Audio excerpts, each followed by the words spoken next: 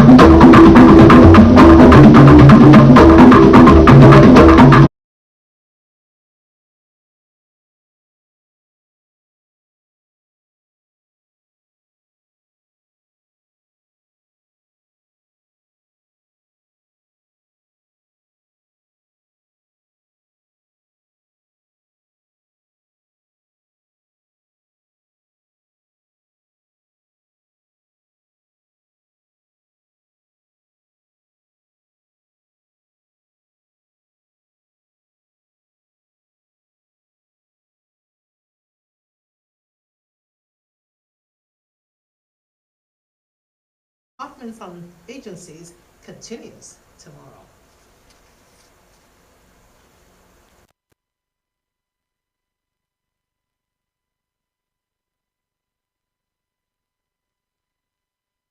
This is bring you world-class news, accurate, first-hand, entertaining, balanced analysis. Rstv, Channel 22 Port Harcourt.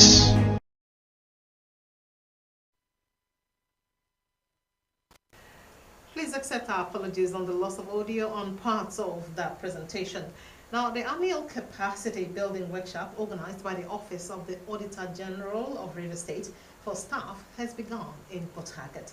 Gotswanile reports that the four-day event is themed Embracing Audit Trial in Sustainable Audit and Cybercrime Investigation in Government, Ministries, Departments, and Agencies.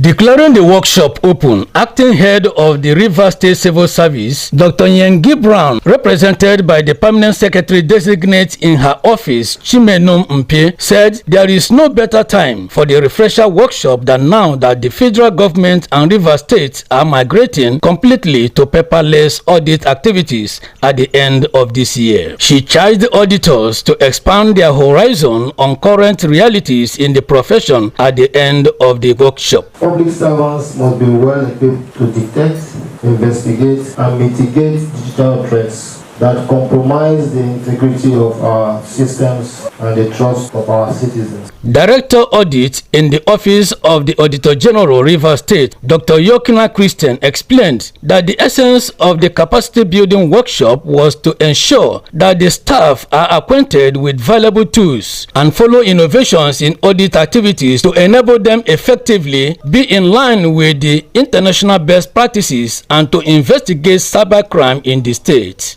Auditor General of Ondo State and Chairman of the Body of Federal and State Auditors General, Sir Sunday Adegoki, speaking virtually, poured accolades on Rivers auditors. This year's activity is geared towards recent developments in sustainability audit, in an investigation trying to get the audit trail in sustainability audit, in cybercrime investigation, in performance audit, in financial audit methodology. Every staff should take advantage of this program to ensure that they are in line with these current developments. Otherwise, they will be left behind. We will continue to support audit offices like Rivers State that are bold enough to think forward and act smartly. Stakeholders and participants also shared their observations. It will provide an in-depth practical knowledge of tracking cybercrimes in our ministries, departments, and agencies for better accountability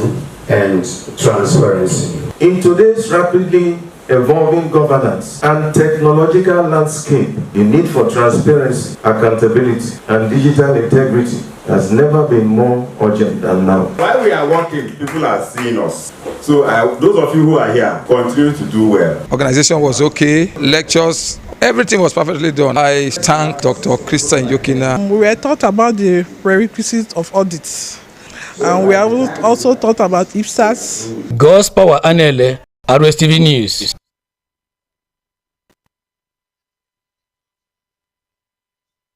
It has a window for citizens that are now 18 years of age to register and be eligible to elect leaders of their choice during elections. Anambra Commissioner for Information, Dr. Lo Mefo, made this known during a chat with journalists on Wednesday in Oka, describing the exercise as timely to November governorship election in the state. He noted that only citizens who have relocated to Anambra from other parts of the country and wish to transfer their voting rights and need to replace them are allowed under the law to do so. The commissioner also called on all eligible citizens to obtain the voting power to take advantage of the ongoing continuous voter registration exercise as announced by ENEC, which had commenced nationwide on Tuesday, 8 July. The Senate has approved the Electricity Act Amendment Bill 2025 through second reading in a move to rescue the country's ailing power sector from looming collapse. Sponsored by Senator Eyinoya Abaribe, the amendment seeks to overhaul the 2023 Electricity Act by addressing regulatory gaps as lawmakers propose capital punishment for vandals. Leading the debate, Senator Abaribe, who also chairs the Senate Committee on Power, warned that the country's electricity industry is buckling under the weight of inefficiencies and financial mismanagement, as the federal government is currently indebted to the tune of over 4 trillion naira in the power sector. He noted that the current law, which contains minimal penalties for offenders, has not been fully operationalized and lacks clarity on key regulatory provisions regarding funding, labor rights and essential services, and the role of state governments following recent constitutional reforms.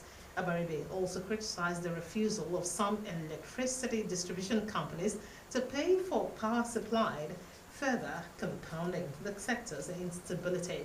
In support of the bill, Senator Adamu Aliero expressed concern over continued federal expenditure on the privatized power sector. He criticized the financial burden being carried by the government despite the privatization of generation and distribution companies, recommending capital punishment for saboteurs of national assets. Director General of the Bureau of Public Procurement, also called BPP, Adebowale Adedokun, has decried persistent inefficiencies and violations in Nigeria's budget and project implementation processes that use uncoordinated and underfunded capital projects as conduits for corruption and fiscal irresponsibility. Making comments at the National Conference on Public Accounts and Fiscal Governance, organized by the Public Accounts Committees of the Senate and House of Representatives, Adedokun stressed the urgent need to overhaul Nigeria's project funding model and enforce accountability through judicial sanctions. He also urged that projects should not be allowed to commence without adequate funding and described a practice of allocating paltry sums to multi-billion naira projects as a deliberate invitation for budget variations and corruption. The DG noted that some federal projects have remained ongoing since the year 2000, but have continually received annual budget allocations without empirical evidence of progress, and condemned the widespread disregard for global public financial or finance standards, particularly the requirement that capital projects must have full funding from start to finish before they begin. He urged all fiscal oversight bodies, including the EFCC, Fiscal Responsibility Commission, and the Independent Corrupt Practices and Other Related Offenses Commission, to begin their monitoring efforts from the very start of the budget cycle, not midway or after funds had been disbursed. The Economic and Financial Crimes Commission, EFCC, has secured the conviction of 146 out of 194 foreigners arrested for cyber security attacks relating to financial crimes in the country. Chairman of the EFCC, Ola Olukoyede, said most of the foreigners posed as Nigerians with stolen identities to defraud unsuspecting individuals and institutions in the country, while Nigerians are being accused wrongly for such crimes. Olukoyede disclosed this on Wednesday at the Abuja Continental Hotel during the opening of the International Cybersecurity Conference organized by the National Information Technology Development Agency, NITDA. According to the EFCC chairman, the 146 foreigners would serve their jail terms before being repatriated to their countries, and praised the FBI, Interpol, and other international security institutions for the support to successfully prosecute the cyber criminals.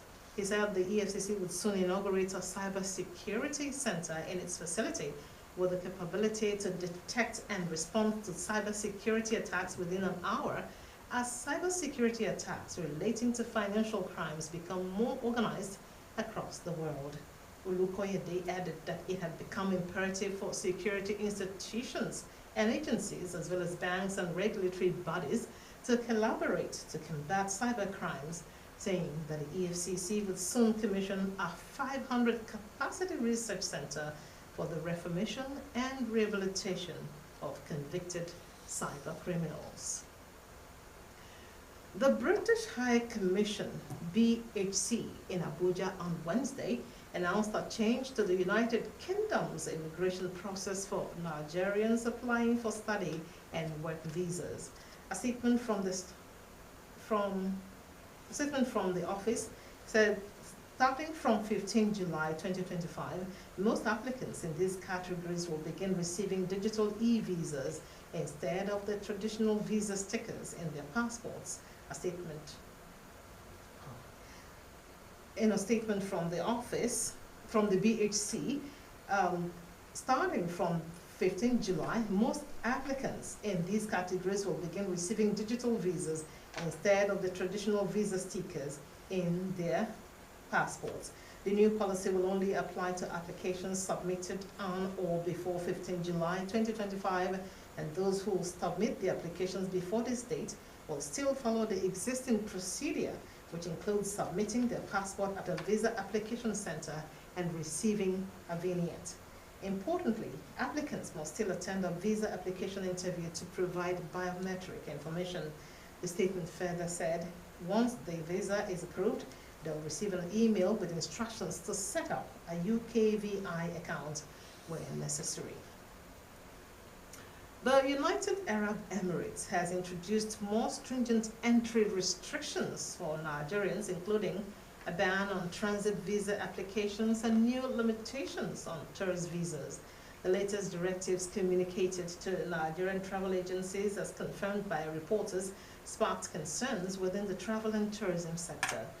In a major policy shift expected to significantly reduce travel from Nigeria to Dubai, one of the UAE's top destinations for business and leisure, the authorities now restrict Nigerians between the ages of 18 and 45 from obtaining tourist visas unless they are accompanied. This development comes nearly a year after the UAE lifted a 2-year ban on Nigerians, a move accompanied by tight entry conditions. According to the notification from Dubai Immigration, transit visa applications will no longer be processed for Nigerian nationals. This is the news coming straight from the studios of Rivers Television. Do you love and care about River State and her peace? Let's build and take her to greater heights. It's a task we must accomplish. Don't forget to tune in to Rstv News live on Facebook and YouTube at Rstv Online. Coming up, Istanbul's residents scamper for coolant as heat waves hit Turkey. In sports, US President Donald Trump set to spectate FIFA Club World Cup final in New Jersey. Details of these and others are coming on the flip side when we return after these messages. Don't go away. Girl and many more children like her will never forget today. They felt grit, they felt determination, they felt the power of sport. Throughout this year, 7.5 million children across Nigeria will feel the same power through Milo. But we won't stop there. Next year, we will reach even more schools, more communities, and inspire more champions. Milo! When I was pregnant, I hoped you would have your dad's smile. After 6 months, I worried about the right foods to give you. Now you've grown so much, and doctor says anemia can affect your growth and slow your learning. Mom is right. 7 out of 10 kids in Nigeria suffer from iron deficiency, which can cause anemia.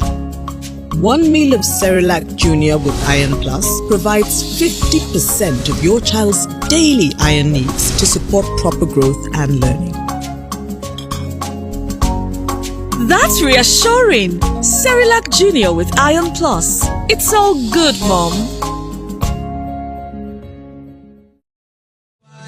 Power God is here. Dr. Jesus in action, God is here. 1 hour with Dr. Jesus. 1 hour with Dr. Jesus. 1 hour with Dr. Jesus. Omega Power Ministries, OPM, have started a 1 hour impartation every Sunday. It's a 1 hour of power impartation. It's a 1 hour of prayers that will carry you throughout the week. It's a 1 hour of deliverance that will carry you throughout the week. It's a 1 hour of miracles every Sunday morning, just for 1 hour, 7 a.m. to 8 a.m. only. Venue OPM GRA branch. Number 2, Greg Oboife Street, near Casablanca, GRA 2, Port Harcourt. Come and receive a fresh anointing that will carry you for the week. OPM, Dr. Jesus in action.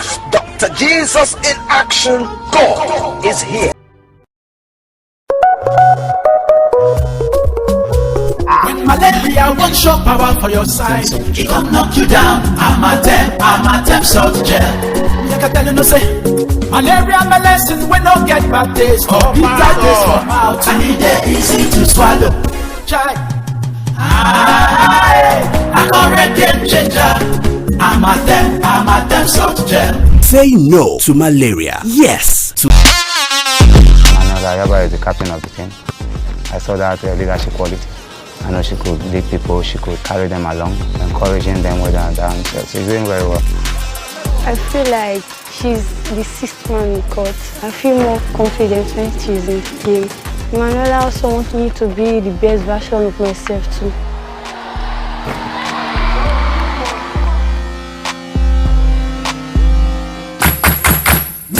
This is Rstv World News. We bring you world-class news, accurate, first-hand, entertaining, balanced analysis. Rstv Channel 22. Welcome back to more reports. Tunisian opposition leader Rached Ghannouchi has been sentenced to 14 years in prison, adding to a string of other jail terms he has received in separate cases. Ghannouchi, who heads the moderate Islamist Ennahda party, was among 18 politicians and officials sentenced on Tuesday for conspiring against state security. Ghannouchi's defense team denied the charges brought against the 84-year-old, saying the proceedings did not meet the standards of a fair trial. In recent months, he has received 3 sentences totaling more than 20 years for charges such as money laundering. Ghannouchi is one of the best-known figures in Tunisia's politics, who founded Ennahda, which has frequently been the country's largest party. Istanbul residents looked for ways to cool off on Wednesday as temperatures soared in the city.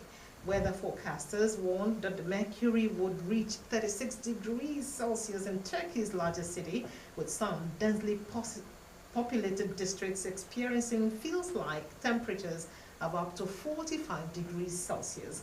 Dozens of men, women and children tried to get respite from the heat by swimming in the Bosphorus, the iconic strait that separates the city into Asia and Europe, while others sat and napped in the shade nearby. In the historic district across town, restaurant workers shaded themselves with large umbrellas while calling out to customers to drum up business. Some eateries offered cooling mists of water for passers-by and patrons. Meteorologists said temperatures were 4 to 5 degrees Celsius above normal nationwide and that the heat wave would continue for another 1 week. Human-caused climate change is responsible for killing about 1,500 people in last week's European heat wave, a first of its kind rapid study found.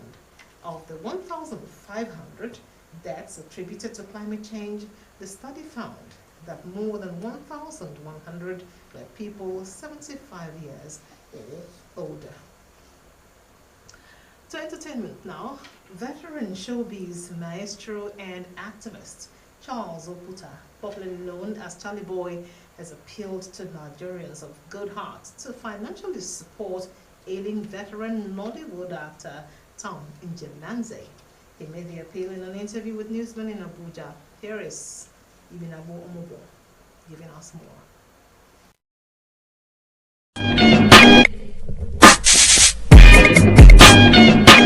Njemanze recently disclosed in a viral video online that he was undergoing treatment for prostate cancer at a medical facility and called on Nigerians for urgent support to help fund his surgery. Charlie Boy, who confirmed that Njemanze had been diagnosed with prostate cancer, said the actor needs urgent surgery that costs millions. Charlie Boy has launched a campaign on prostate cancer screening across Nigeria to educate men about prostate cancer risk. He encouraged regular screening and promotes early treatment. According to Charlie Boy, who recently survived prostate cancer, his foundation is spearheading a nationwide campaign because many men are dying in silence because they do not talk about their prostate issues. He said the campaign is the flagship initiative of the Charlie Boy Foundation, a non-profit organization aimed at creating awareness about men's health, focusing on mental well-being, diabetes, and prostate health. Co-managing partner of entertainment company The Plug and Davido's manager Asa Asika have shared that Afrobeats could be bigger than it currently is if all of Wizkid, Davido and Burna Boy collaborate. He made his claim while appearing on the Afropolitan podcast, where he emphasized that a mistake this generation of superstars has made is not collaborating enough to scale Afrobeats as a bigger culture. He pointed out the global success of Latino music, which he attributes to the collaborations between stars like J Balvin and Bad Bunny, who are the genre's leading stars. Ibinabo Princess Omubo, Rstv Entertainment News. And now sports. One of Nigeria's representatives in the CAF Champions League, Rivers United Football Club of Port Harcourt, have confirmed participation in the forthcoming Echo International Cup. Ski High International Entertainment, in collaboration with the Lagos State Government, is staging the competition, expected to feature a total of 8 teams. The pre-season football tournament, which runs between 13 and 20 July, takes place at the Mobolaji Johnson Stadium, formerly Unicom Stadium, with 2 matches to be played on a daily basis. Rivers United will be up against top teams in Nigeria Professional Football League like champions Remo Stars, Shooting Stars, Ikorodu City, and Eyimba of Aba. Still talking sports, U.S. President Donald Trump has confirmed he will attend Sunday's FIFA Club World Cup final at MetLife Stadium in New Jersey. The announcement follows FIFA's decision to open a new office in New York's Trump Tower, marking a symbolic move to deepen its presence in the United States. The country is currently hosting the inaugural edition of the expanded Club World Cup and is set to co-host the 2026 FIFA World Cup alongside Canada and Mexico. The final match will see Chelsea take on either Paris Saint-Germain or Real Madrid at the same venue where next year's World Cup final is scheduled to be played. Trump, who also attended the Super Bowl earlier this year, is chairing a White House task force focused on overseeing preparations for both tournaments. The death has been announced of Reverend Eric Chinedu Igwe of Eliada community in Rumogba Kingdom of Obiakpo local government area of Rivers State. A statement by the chief mourner, Igwe Joshua Amara, said a service of songs will hold on Thursday, 20 July at 5 p.m. at the Assemblies of God Church, Woju Road, Rumogba, Port Harcourt. According to the statement, his remains will leave the military hospital mortuary on Saturday, 12 July at 7 a.m. to his father's compound, 49B, Okboro Road, Rumoba, Port Harcourt, for Lion State. It said a funeral service will be conducted by the Assemblies of God Church, Northern Rivers District, before the body will be committed to Mother Earth. Late Reverend Eric Igwe is survived by a family and many relatives. And that's it on the news. Do you love and care about River State and her peace? Let's build and take her to greater heights. It is a task we must accomplish. To end the news, another look at the major reports. The Independent National Electoral Commission, INEC, said it has opened a window for citizens that are now 18 years and above to register and be eligible to elect leaders of their choice during elections, particularly that of November 8 in Anambra State.